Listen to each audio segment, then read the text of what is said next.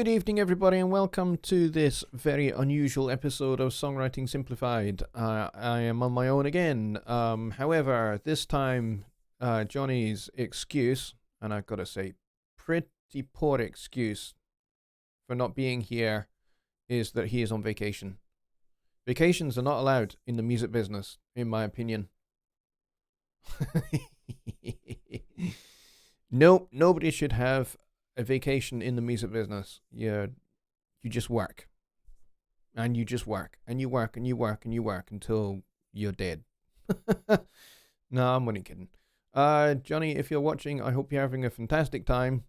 Down in sunny Mexico. Hope it's good. Here in Scotland, it is cold and it is wet. It has been snowing, but the snow is not settling to kind of low levels. Up the road, about half a mile up the road. There is quite a lot of snow on the ground. There's about maybe 3.5 inches of snow on the ground. And that's about a 10-15 minute walk from here. But here, outside my house, no snow. And it's just that difference of about 25, 30 feet of elevation. And that's it. So, so there you go. Let's see. Who is here this evening? I need to go over here. We got 8 people here.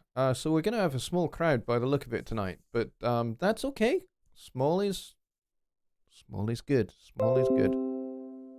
Oh, I'm getting notifications. So let's see. Thomas in the Philippines was the first to arrive. Says good morning. And James Geo, I've been talking to James offline, which has been very cool. He's been emailing. We've been emailing back and forth. We've had quite the cool little discussion there. Thank you, James. Appreciate you and your emails. Awesome. And just Bob is here. John Lake is here as well. He says hello, back in the saddle again. Good to see you, John. Welcome back. D Wayne is here. Bobby Booth, of course, is here. If Bobby is I can't do a show unless Bobby's here. So John Lake is telling us that he had a cataract done in his left eye, and so it's still a wee bit fuzzy. Well, I'm glad you're here, and even if you are only able to see me with one eye, that's okay. That's good. Let's see. Michael Johnson is here. He's making jokes. He says, John Lake, install or removal. That's funny.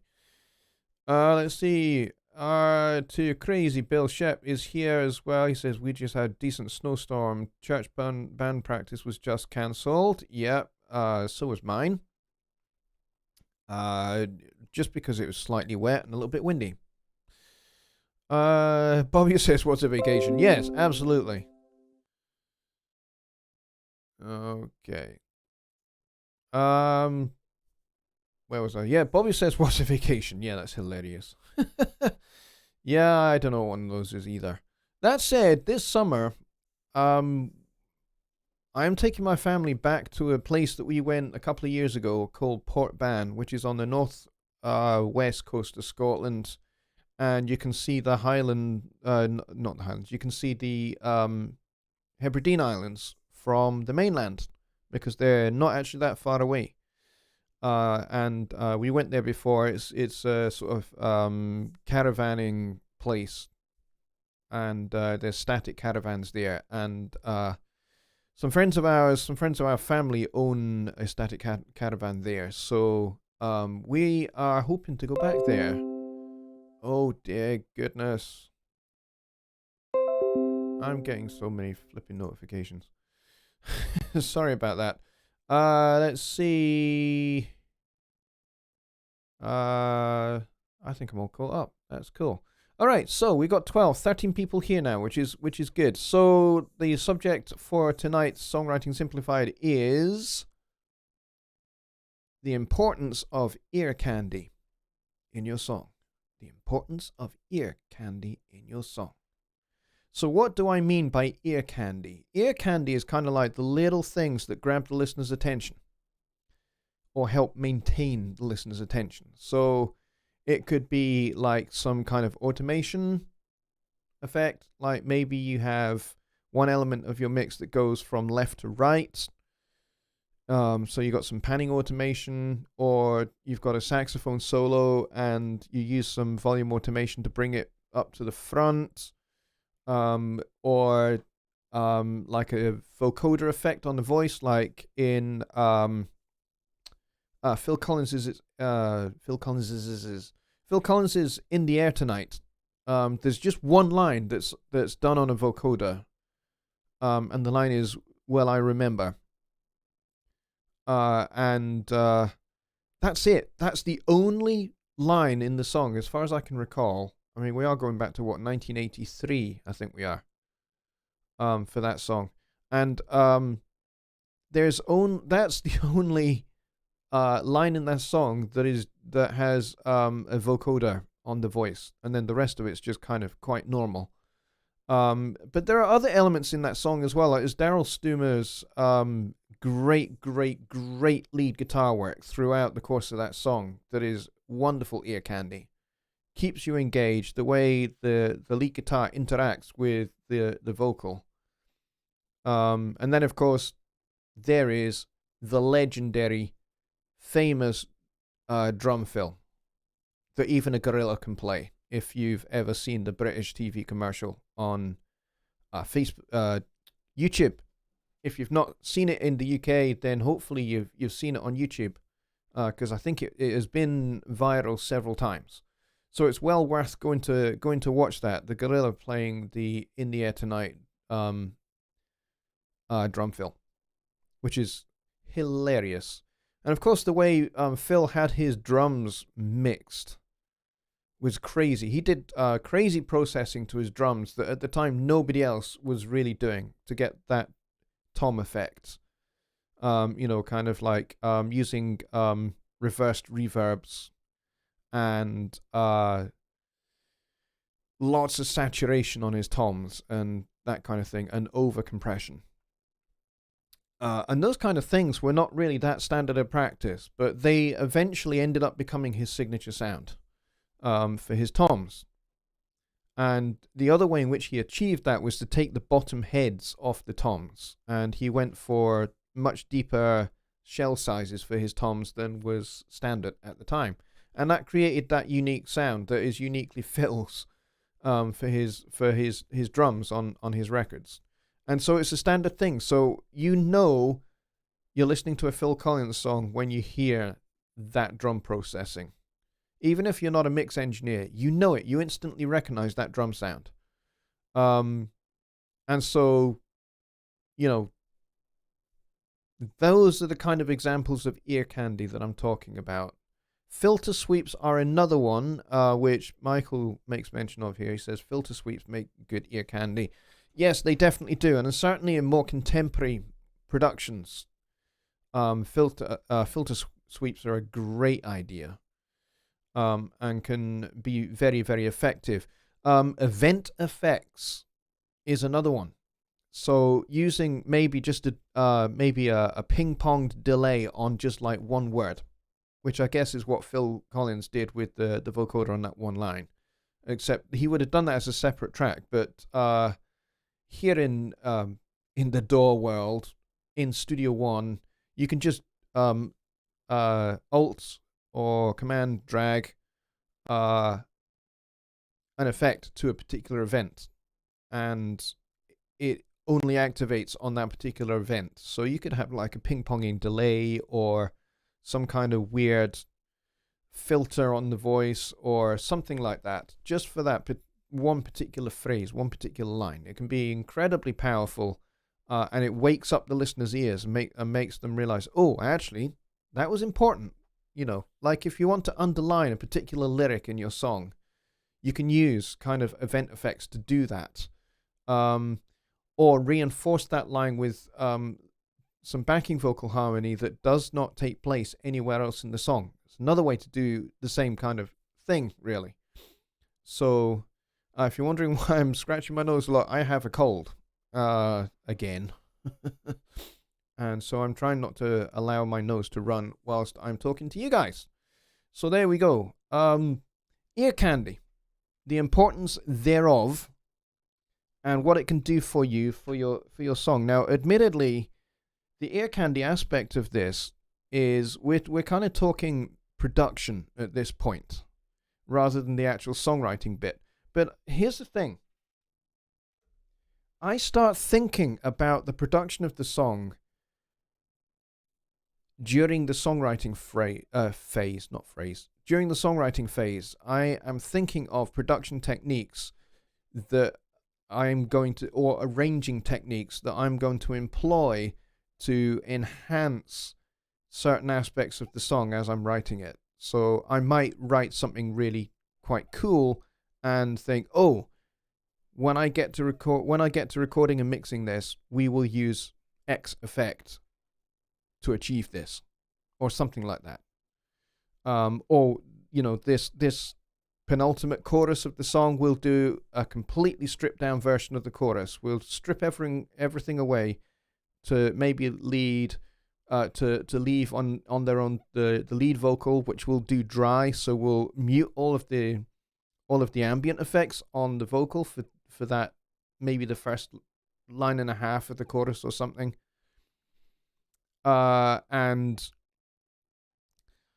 maybe just strip the arrangement back to just the piano playing block chords, so that all the sense of forward motion and propulsion that you have had from previous choruses now no longer happens. So kind of like suddenly your chorus it's not that it's less impactful, it just has less motion to it, and that provides a contrast.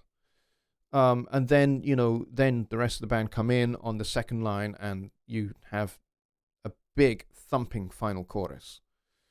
So those kind of things, those kind of arranging techniques, production techniques, are all what I would put under the heading of ear candy. It's all the thing that's going to keep the listener engaged from, beat one of bar one of your song all the way to the end, whether there is an arranged ending or a fade out. So, these ear candy is so important. It can make or break your song. Now, here's the thing. You can totally overdo it. You can absolutely, totally overproduce your song.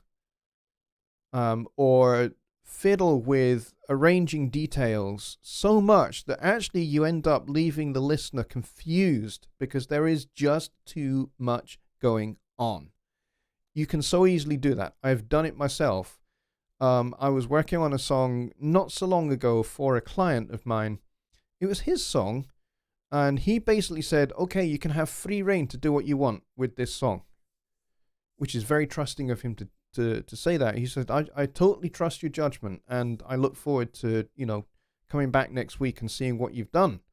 So I went totally to town on his song, and I had layered a whole load of percussion sounds, and then having done that, and I had maybe 15 percussion tracks, all playing different patterns that weaved in and out of each other, and kind of somewhere on the left, somewhere on the right, and all of that. And so it created this unique, very wide stereo effect.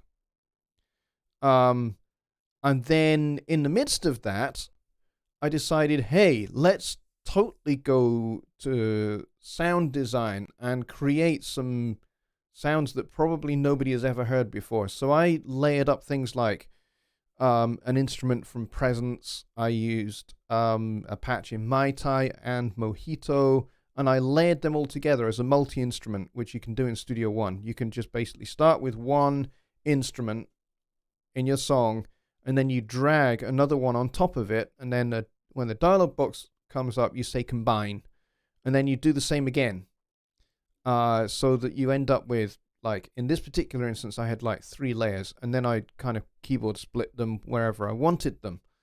And it was, that in and of itself, multi-instrument is so ridiculously powerful. It's incredible.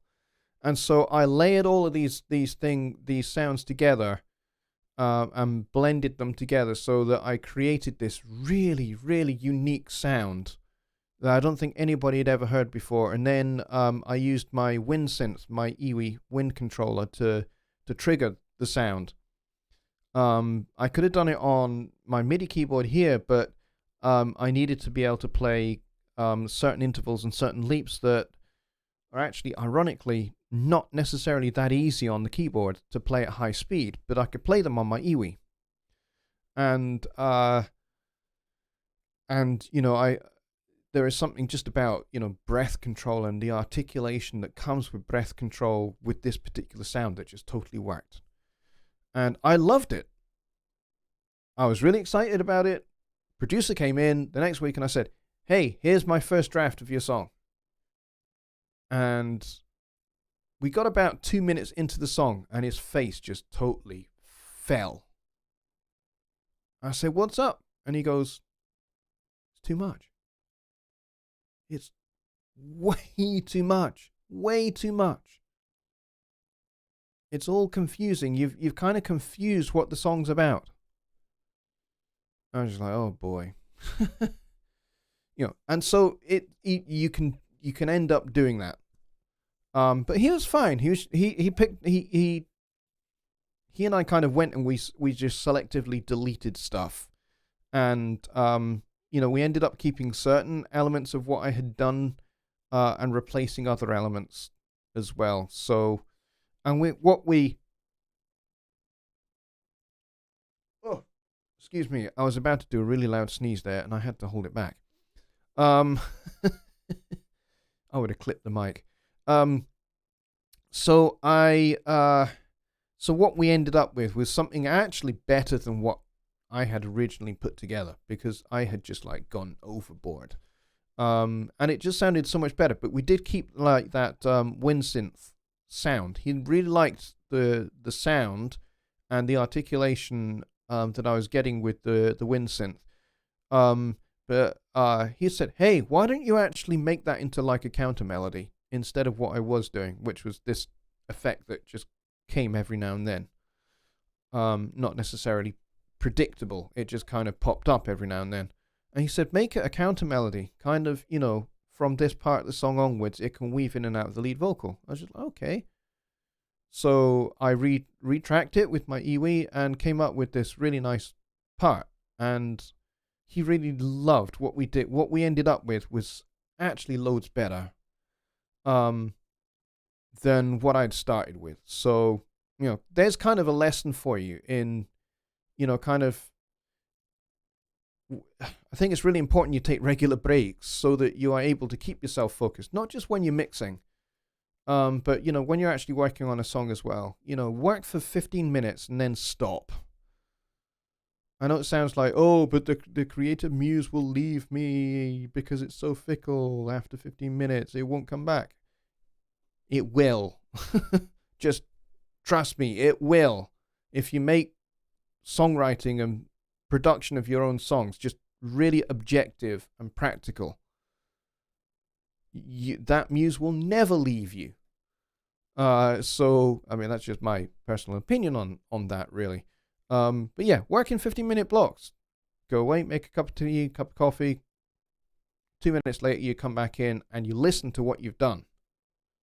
And having been away for even just 3 minutes can make a big difference, because now your objectivity is switched back on and you can go, oh, actually, that's not good. Or, this is actually really great. I'm just going to keep pursuing this idea. So, those are kind of things to think about. My opinion.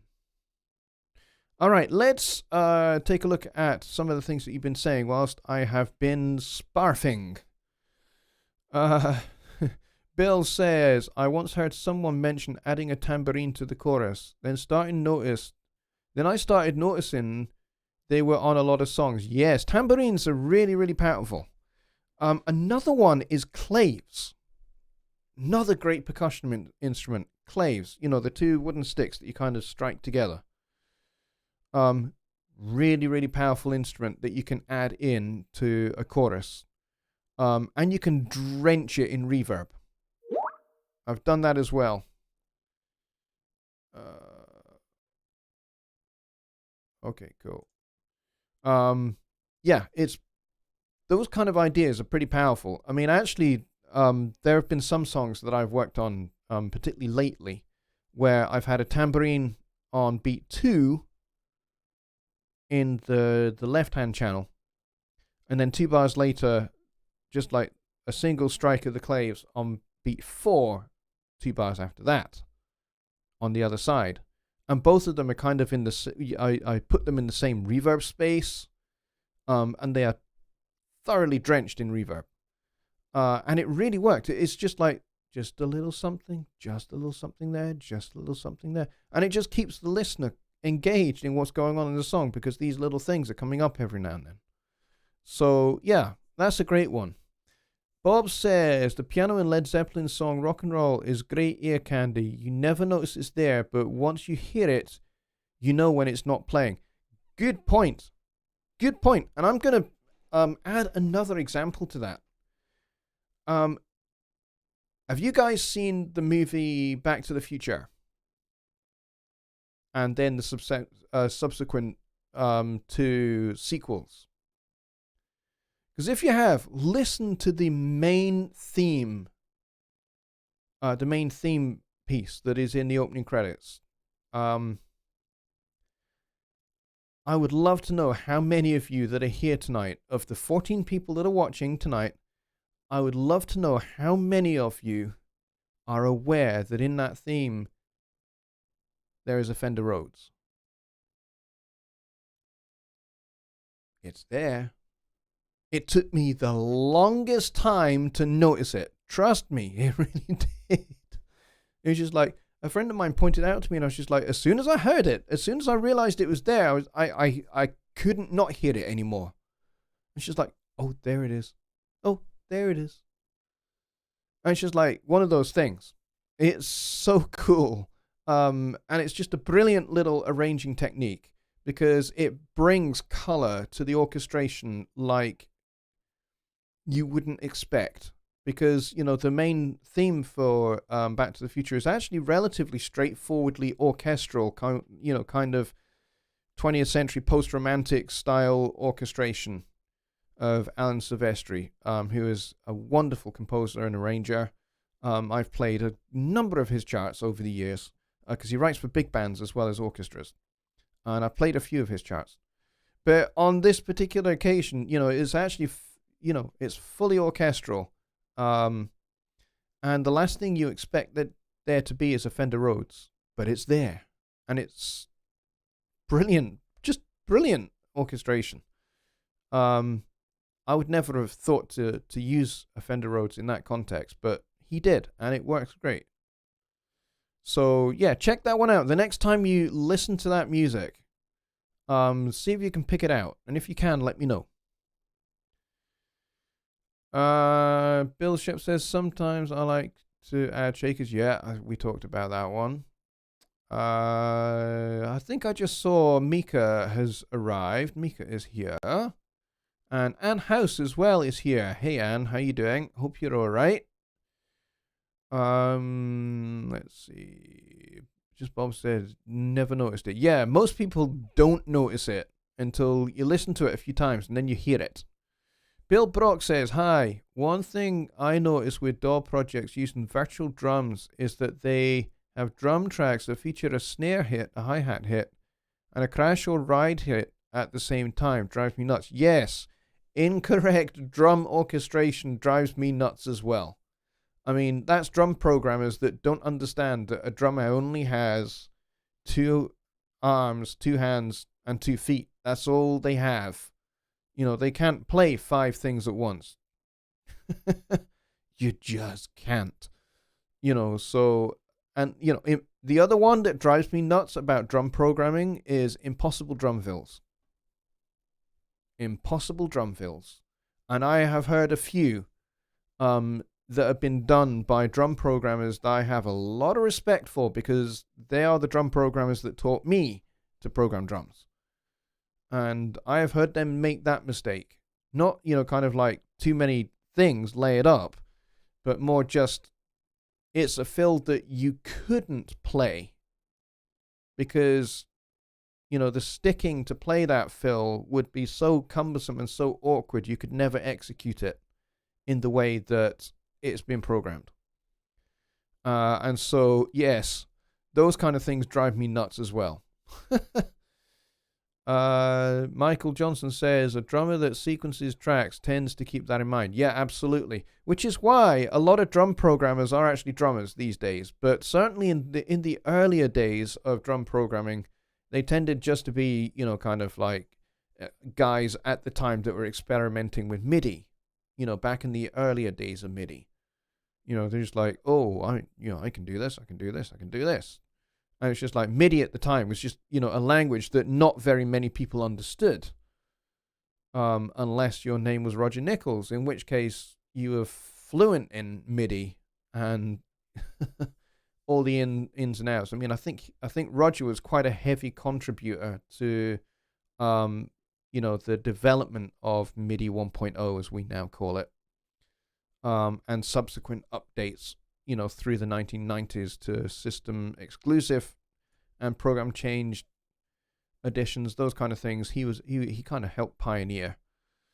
Let's see. Anne House says, I have a song that is only guitar and vocals, but I'm stuck on how to make the refrain pop a little more without adding percussion. Okay. Oh, and you just deleted that whilst I was reading it.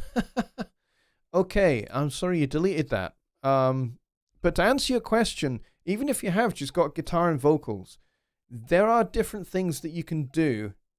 There are different ways the guitar can be played that can provide contrast between the different sections of your song. So perhaps for the refrain of your song, maybe instead of strumming, maybe employ just a little bit of arpeggiated picking or finger picking, and then go to your strumming for the rest of your song, for your verse and your chorus. And you can vary up the strumming patterns as well. So maybe in your verse, your guitarist plays a much more simple, maybe a little bit of a palm muted strumming pattern for your verse, and then really opens it up for the chorus, and then back to that palm muted strumming pattern for the verse.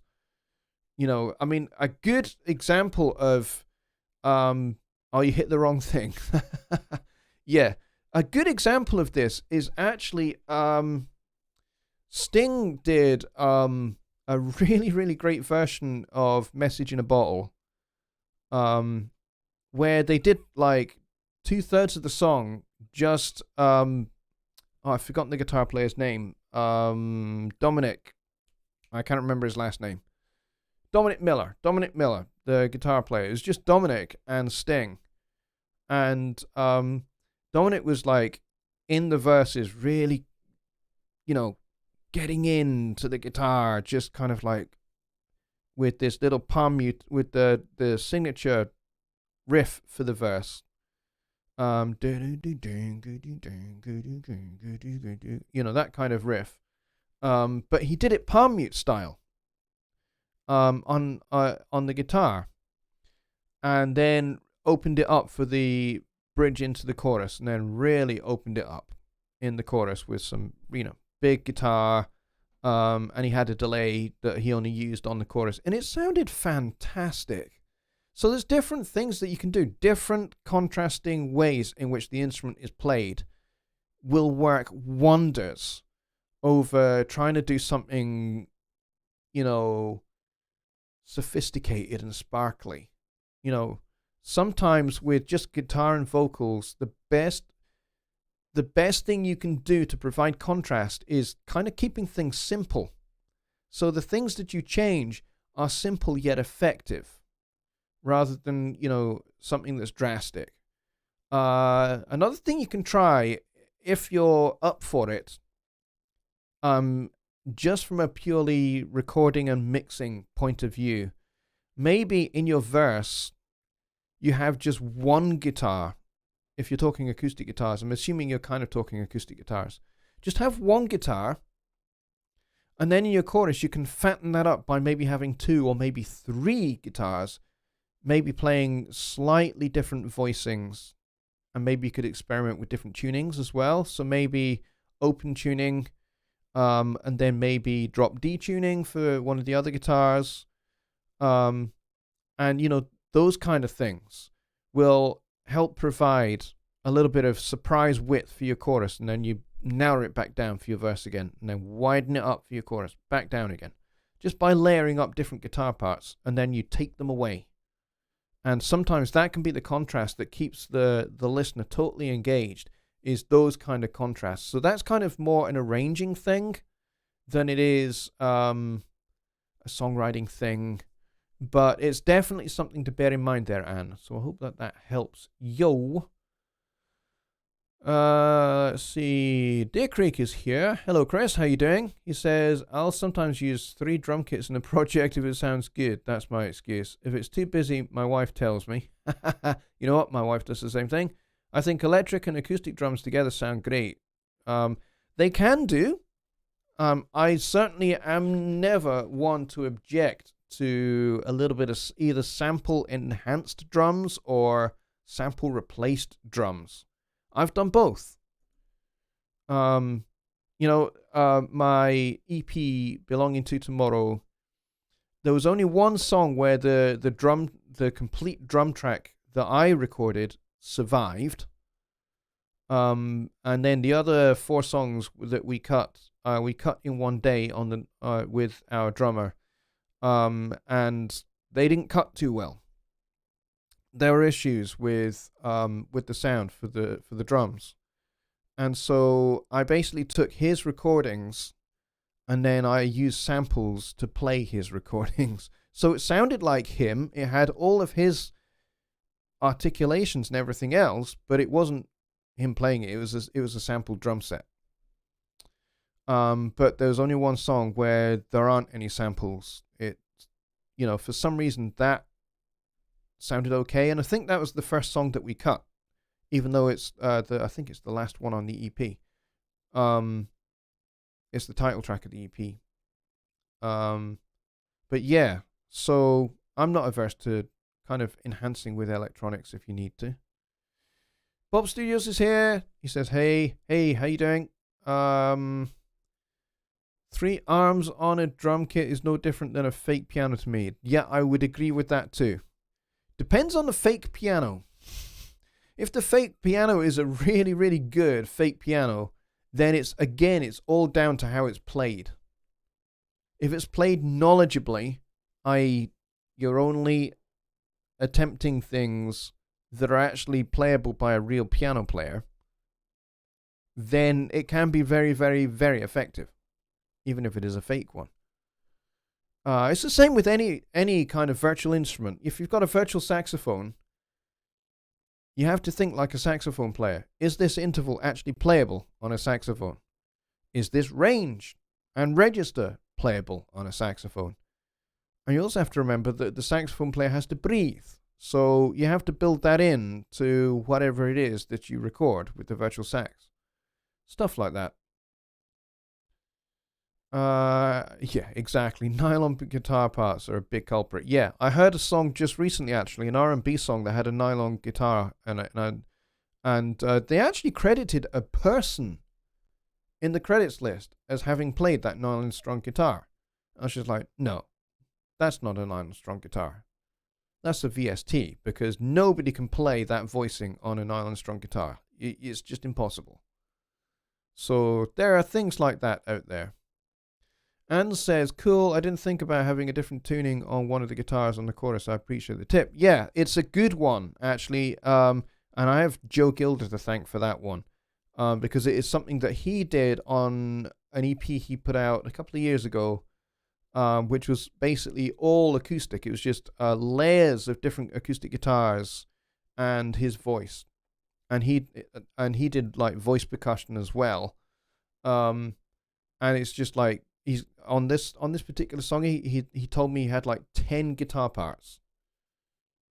And at one point, all 10 are playing together at the same time. Now, it could get messy. It could be it could be a disaster. But it's only a disaster if all the guitars are playing exactly the same thing, the exact same voicing, the same strumming pattern, or whatever, all at the same time. That can be really, really awful to listen to. So having slight variations between the two guitar parts or three guitar parts, whichever it is a good one. And one of the ways you can achieve that is by having different voicings played on the instruments, or even like one acoustic guitar is maybe a Gibson and the other is a Taylor or a Breedlove or something like that, where you've got contrasting tones because you've got different woods being made, like like a Gibson acoustic guitar is made very differently and out of different materials than a Breedlove, for example. Two really, really great world-class guitars that sound quite considerably different to each other, and that can on its own totally be the change that you need, a different guitar. So, yeah. Bill says, my dear departed friend Dan Warner used that philosophy, keep it simple. Beauty resides in simplicity. Quite often it does. There are exceptions to that rule, and I think I would mention two exceptions to that rule. Charlie Parker and John Coltrane. Those are my two exceptions to that rule because they created great beauty from sophistication and innovation, doing things that had never been done before. Deer Creek says, the PSO stuff is nice as it restricts you to at least the range of the instrument. Correct. You aren't playing violins in the dog frequency ranges or cellos like acting like double basses. Exactly. Now, here's the interesting thing about those samples for the PSO and also for the sample library that you get with Notion. They were all recorded at Abbey Road Studios in London using members of the London Symphony Orchestra. And I think they did that in, 2012? I think 2012, 2013, that took place. And they even had Victor Wooten play bass for the bass samples for bass guitar for Notion. And yeah, awesome samples. So yeah, I recommend the PSO if you want some orchestral stuff in your songs. Bolster says if you have the money and the strings, you can do Nashville tuning. Yes, you certainly can, and I quite like Nashville tuning for certain effects. Actually, even in a jazz context, Nashville tuning can work. Because Nashville tuning can provide a modal kind of sound to a song. So if it's modal jazz, then Nashville tuning can work as well, and you can create really, really unique chord voicings doing it that way. Let's see. I'm trying to stop sneezing. Sorry. Bill says a dog playing violin would be as cool as dogs playing poker. Yeah, yeah, I agree with you. And Deer Creek with the joke, what is God's favorite chord? G sus. Very good. Very good. I like that. James Geo says, yes, the PSO instrument range limits helped to keep me from wandering too high or too low. That was one of the things for me that was a really, really, really well thought out strategy for creating the PSO, was just making sure that all of the instruments are mapped only to their playable register. Very, very smart move. Michael Johnson says Victor Wooten and his brother Charlie are both great. Yeah, they most certainly are. Charlie's a drummer, I believe. Or is he a guitar player? Maybe he's a guitar player. Maybe they are bass and guitar. And I think Charlie plays like slap guitar. I think I've seen him do, which is quite interesting. Right. One moment. A short commercial break brought to you by Presonus Mugs.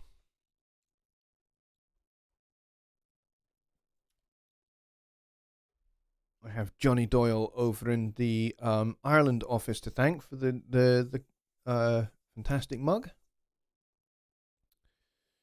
I think we're all caught up with the chat. We most certainly are. Michael says he started out playing bass and guitar. That's probably why he developed this kind of slap style for guitar as well, which is very, very cool. I saw Charlie and Victor Wooten both play with Dennis Chambers a long time ago. Dennis Chambers was the drummer, and it was amazing.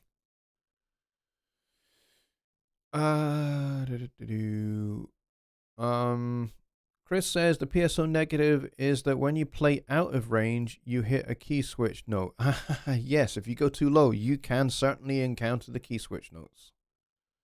Always have to create ranges to prevent such. Yeah, you can. You can certainly do it that way. Or, you can use your keyboard onboard transposing facility and just transpose it up away so that it doesn't get in the way of the key switches. I've done that. Yes. Oh, wow, we've got nearly 20 people in here. That's awesome. But yeah, the key switches area is like down at your very lowest octave. They tend to be around the very lowest octave to octave and a half of your keyboard. So if you're playing like something like a double bass or a tuba or a euphonium, a bass instrument like that, then just kind of piddle about with the transposing on your keyboard until you find the playing area that's just easiest for you. Let's see. Bloodbox Guitar says, I use a Variax JT889F for most of my guitar tracks. It has 26 classic guitars built in, and tunings can be changed with the turn of a knob. Plenty of variations. Yes, Variax are great. I played a Variax bass, actually, not so long ago. I borrowed one just because I wanted to try it out, because it said, oh, you can switch seamlessly between fretted bass, fretless bass, and upright bass. And I thought, nah, no way. Because fretless and upright, the thing that they have in common is there's no frets. So how do you get around that when the actual guitar itself has frets? Don't know how they managed to do it, but they kind of did manage to do it, to be honest. And it does sound really good. The upright bass sounds really, really nice. So, yeah, Variax are really good. I wish I could afford one.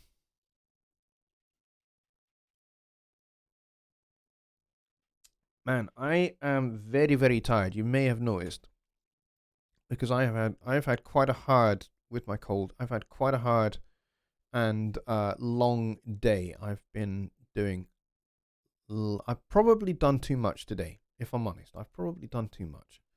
So I think maybe I'm going to finish early tonight, so that I can actually be switched on for tomorrow, because tomorrow is Thursday, and tomorrow is video making and uploading day. So I will have a new video out for you tomorrow, hopefully, providing everything goes well with my day tomorrow. I'll do that.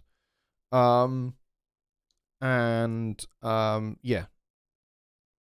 I just got quite a lot on at the moment. So, where are we at? 10 to. So I think we've made it to nearly the hour. And we do have 24 people here. So what I'm gonna suggest right now is post in the chat your most burning question about songwriting and arranging and those kind of things related to, things related to that in the chat, and I will take a few of those questions and then we'll call it a night. Okay? So go. Get your questions going. Get your questions in there. Michael Johnson says, what do you think of using a second MIDI control to do key switching rather than having to go -1 or 2 octave to do it? Those that do not have 88 keys might benefit. Possibly. You could do that. Or the other thing you could do is you could enter in or record in your key switches after the fact. That's another way to do it. I have done that. I've done that with the PSO on this guy. This keyboard is like 27 years old. It still works. I can run this for 14 hours a day, every single day, and it's great. I've only had to replace the key bed twice in those 27 years. Which, when you see how vigorously I play this, because I come from Fender Rhodes, where the action is really, really heavy, I can easily destroy these keys just by playing legitimately, not being destructive, but by legitimately playing this keyboard, I can destroy the keys. So I have in the back there, in the cupboard behind me, I have a box that has bags of key beds. So all I have to do is just open this up and lay in the keys, and kind of that works. I mean, there. Let me see. The key bed I've got in here right now, I put in 2004. And some of them are starting to wear out already, and I replaced the contact strips and everything else. So I do have another box and another set of contact strips that will fit this. Yamaha don't make this anymore, but they do have lots of cast-offs. So I quite often will contact Yamaha UK and say, hey, have you got any cast-offs for me? Yeah, they usually do. If you need to replace keys, they replace them. They're really good at it. They just send you them. Chris says, why don't recording engineers use high-end earbuds? I have absolutely no idea. Absolutely no idea. Michael says, feel better. I have a cold too and feel like shite. Yes, I absolutely really do. And I have to be up very, very early in the morning. Well, not very, very early, but early-ish. Early enough to get the kids to school without them being late. And unfortunately, with the way things are, since my kids' school burnt down, and all the kids have to be decanted to like 4 other schools at the moment, it does make for a slightly longer morning for me getting the kids to school, because I have to get them to school, and then I have to get them in their registration groups, and then I have to get them lined up, ready to board their bus. And there's like 10 buses that are waiting outside the school to take 530 kids and staff to various schools. So it kind of it's kind of a bit tricky. James says, can you recommend a VST drum instrument that has an excellent brushes option?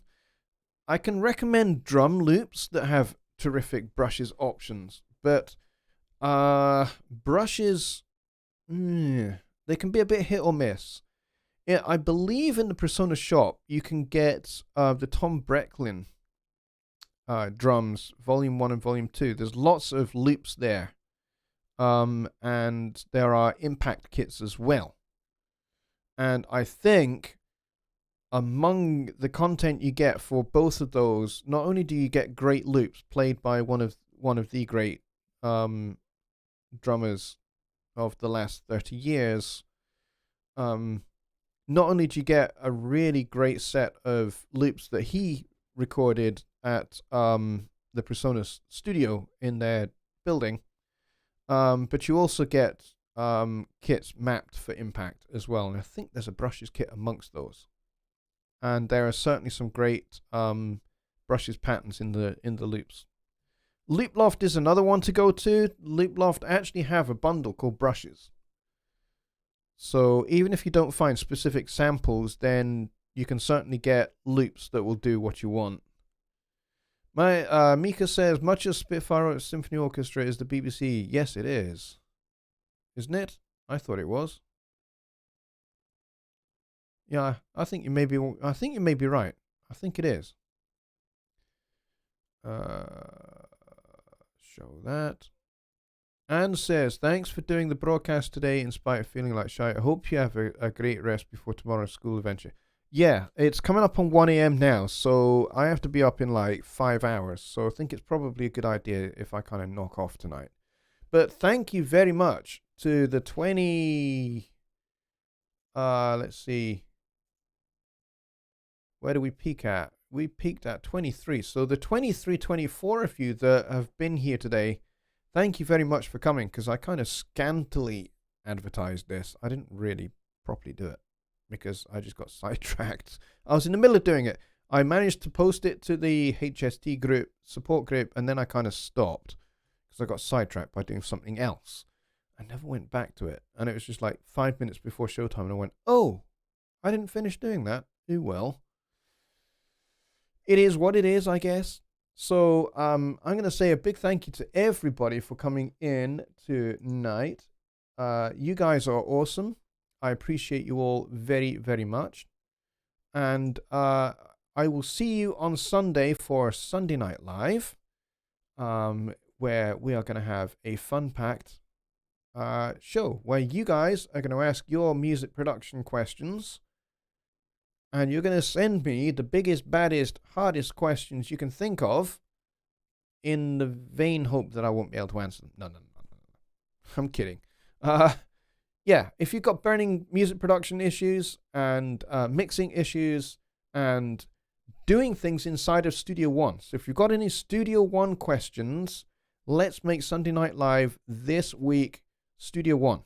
Entirely Studio One. So if you've got issues to do with functionality in Studio One, then we can discuss that, and we can have Studio One open, and we can talk through all of those, and I can show you how some of those things work. If you're struggling to get something to work, we can go through that as well. So Sunday Night Live, Studio One focused, bring your best questions, and that will be super duper cool. And I will see you on Sunday. Good night, everybody.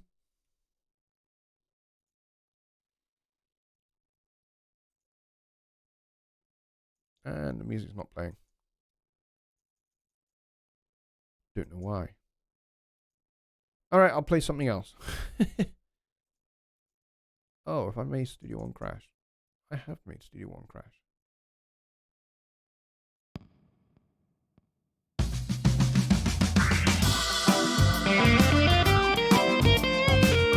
There we go. Good night, everybody.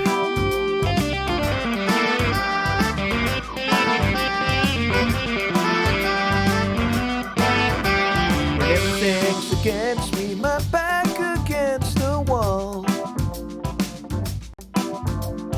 Holding all the words, cards I feel 2 feet tall. I'll stand and shout, no holding back. I gonna dig myself a hole. Oh, do or die, gonna dig myself a hole.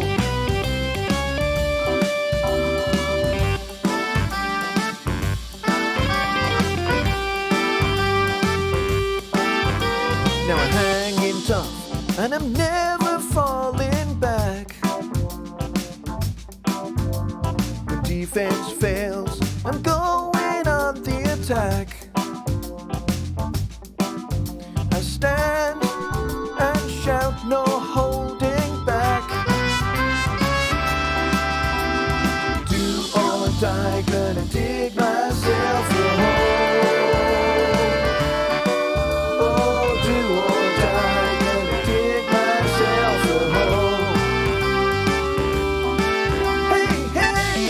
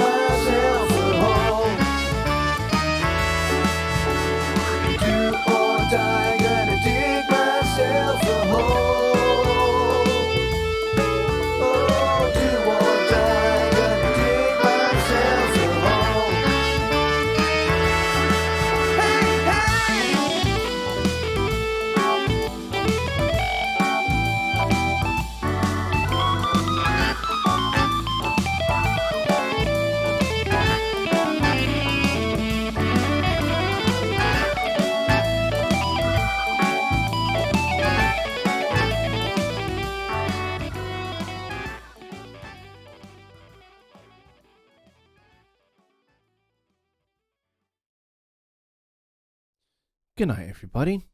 See you Sunday.